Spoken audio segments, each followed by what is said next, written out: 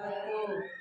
Dengan ketulusan dan keikhlasan, mari kita sama-sama bersyukur kepada Allah Subhanahu wa taala yang mana pada hari ini kita telah diberinya rahmat, taufik dan hidayah sehingga kita dapat menjalankan aktivitas, menjalankan tugas-tugas kita, walaupun itu tugas di rumah, walaupun itu tugas di luar.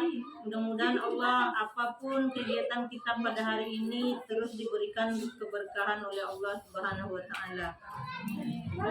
Yang kedua kali salat beriring salam tak lupa kita hadiahkan kepada Nabi Allah yaitu Muhammad Sallallahu Alaihi Wasallam dengan senantiasa menghadiahkan salawat Allahumma sholli ala Sayyidina Muhammad wa ala alihi Sayyidina Muhammad. Ibu-ibu majelis taklim yang kami hormati dan ibu ahli bait yang sangat kami muliakan. Di sini kami tidak memperpanjang mukadimah, hanya kami akan menyampaikan sedikit materi yaitu tentang ketika Al-Qur'an dibaca tanpa suara. Jadi mungkin kita di sini sudah ada yang mengetahui, ada juga yang belum mengetahui. Bagaimana kalau kita mengaji tidak ada suara? Apakah itu disebut membaca ataukah itu disebut mengaji? Kalau orang kita membaca Al-Quran itu namanya mengaji. Di sini kami menerangkan yaitu tak ada yang menyangkal jika membaca Al-Quran adalah ibadah yang mengundang kebaikan bagi pembacanya. Namun bagaimana jika bacaan Al-Quran itu tanpa suara? Apakah termasuk bagian dari membaca? Nah, jadi sekarang kita ingin mengetahui. Sedangkan kita membaca surat itu ada mungkin sebagian karena malas berbicara, lagi kesal, diam aja. Tapi dia membaca, rasa dia membaca. Apakah itu termasuk membaca, ibu-ibu? Nah, jadi saya bertanya kepada ibu-ibu. Kita mengaji setiap malam, tapi diam aja, tak bersuara. Apakah itu termasuk membaca? Nah, itu yang dipertanyakan sekarang. Nah, jadi sekarang kita ingin mengetahui lebih lanjutnya. Jika yang dimaksud membaca Al-Quran tanpa suara dan gerak bibir, maka hal ini dapat dikatakan dengan membaca Al-Quran sebagaimana hadis Rasulullah Shallallahu Alaihi Wasallam. Orang yang pandai membaca Al-Quran akan bersama para malaikat mulia lagi taat, sedangkan yang membaca Al-Quran dengan terbata-bata dan ia mendapati kesulitan, baginya 2 pahala. Nah, itu bagi orang yang membaca terbata-bata.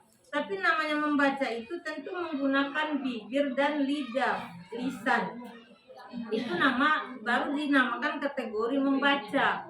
Nah, sekarang ini kita lebih mengetahui lagi kata Rasulullah itu, orang yang membaca itu walaupun dia terbata-bata tapi dia mendapatkan 2 pahala. Walaupun terbata-bata tetap dibaca. Namanya kita baru membaca. Kalau tidak bersuara namanya tidak membaca.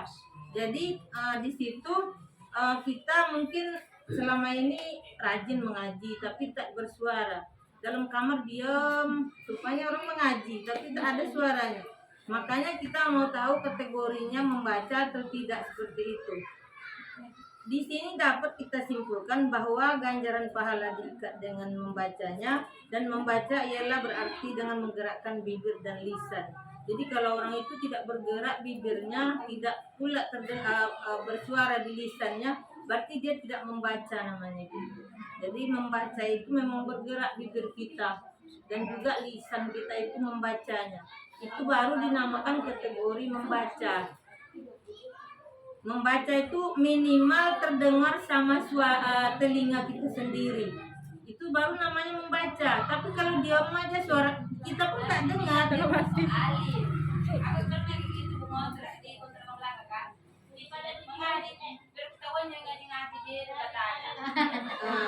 jadi ibu nanti ada penjelasan selanjutnya. Meski minimal didengarkan oleh telinga kita sendiri. Jadi kalau kita membaca ya berbisik itu kan terdengar juga oleh kita. Seperti kita sholat. Sholat itu kita kan membaca Al-Quran.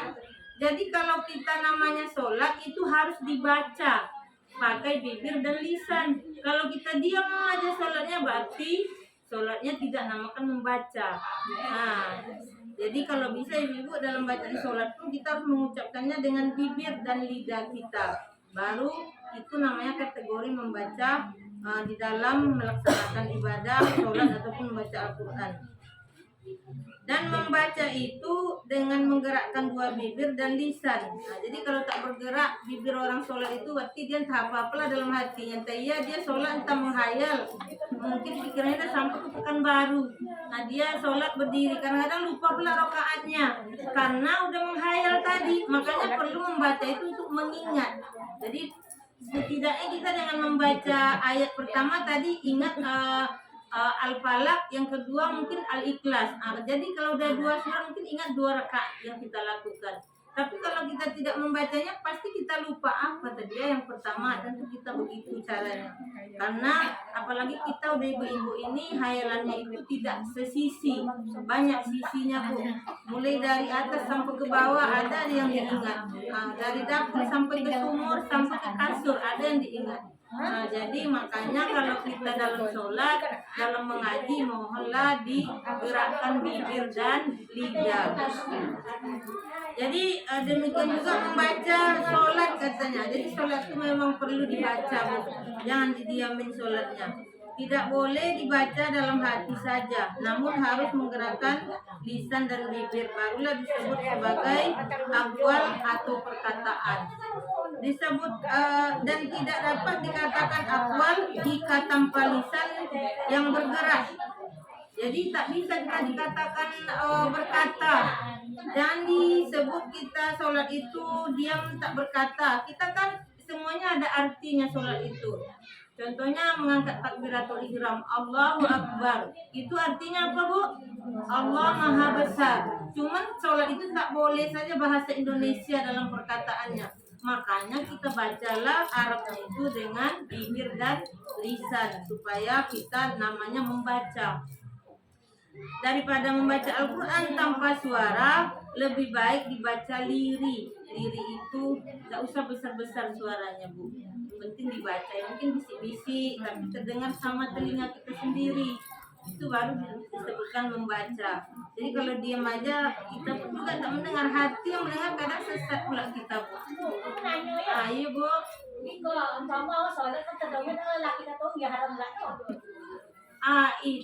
kalau tentang sholat, orang perempuan itu memang diwajibkan sholat di rumah, tidak diharuskan sholat di masjid. Kenapa begitu? Kalau bisa sholat itu perempuan jangan di depan orang banyak, orang laki-laki. Kalau bisa mungkin di kamar atau ada ruangan sholat. Jangan pula kita seperti orang pamer sholat gitu loh, Bu. Apalagi membesarkan perkataan. Kalau orang perempuan itu tidak boleh dia menzaharkan bacaannya kalau banyak orang yang akan mendengarnya. Karena perempuan itu banyak tersembunyi amalannya, Bu. Nah, jadi di sini juga tentang mengaji ini, Bu, membaca Al-Quran itu boleh dengan suara lirih. Kalau suaranya lirih sama ibarat bersedekah disembunyikan. Sedekahnya tetap diterima Allah tapi tak dinampakkan ke orang banyak. Tapi kalau kita bersedekah biar nampak orang, sama dengan mengaji kita besar-besarkan. Kita maunya beribadah tapi besar-besarkan sampai terganggu orang sekitar kita. Berarti sama kita dengan sedekah tidak menampakkan kepada orang. Nah, jadi sama dengan seperti itu, mengaji tak tanpa suara tidak boleh, tapi mengaji dengan suara yang lirih sama dengan bersedekah tapi disembunyikan. Nah, kalau bersuara lebih keras itu sama dengan bersedekah menampakkan kepada orang banyak. Kan ada cara kita bersedekah itu, Bu, ada sembunyi-sembunyi dia bersedekah juga, tapi Allah tetap tahu. Tapi ada juga orang yang bersedekah harus nampak dulu sama orang, dia menaruh sesuatu. Nah, berarti itu termasuk ibaratnya mengaji dikuat-kuatkan mengganggu orang lain. Nah, sama dengan seperti itu. Jadi mengaji ataupun bacaan sholat kalau bisa itu kita harus mengatakannya dengan bibir dan lisan tersebut. Jadi ibu-ibu mudah-mudahan ibu-ibu semua kalau memang di rumah ataupun di mana mengajinya selama ini diam dalam hati, kalau bisa dimulailah dari nanti malam ataupun besok pagi dikeluarkan suaranya sedikit, dibaca dengan bibir dan lisan, supaya itu termasuk dengan membaca Al-Quran. Kalau tidak begitu, tidak termasuk dengan membaca Al-Quran. Membaca Al-Quran itu berpahala, sedangkan diam tentu entah macam mana pahalanya, tentu tidak diketahui. Jadi alangkah baiknya kita berkata dalam membaca itu. Jadi itu saja Bu penyampaian pada siang hari ini. Mudah-mudahan ibu-ibu semua dapat menerapkannya dan bisa mengamalkannya. Walaupun ini mungkin sudah ibu ketahui, tapi kami hanya mengulang-ulang lagi. Itulah yang bisa kami sampaikan. Kami mohon maaf bila banyak hilaf dan salah. Mudah-mudahan bermanfaat apa yang kami sampaikan. Wabillahi taufiq wal hidayah. Wassalamualaikum warahmatullahi wabarakatuh. Waalaikumsalam warahmatullahi wabarakatuh.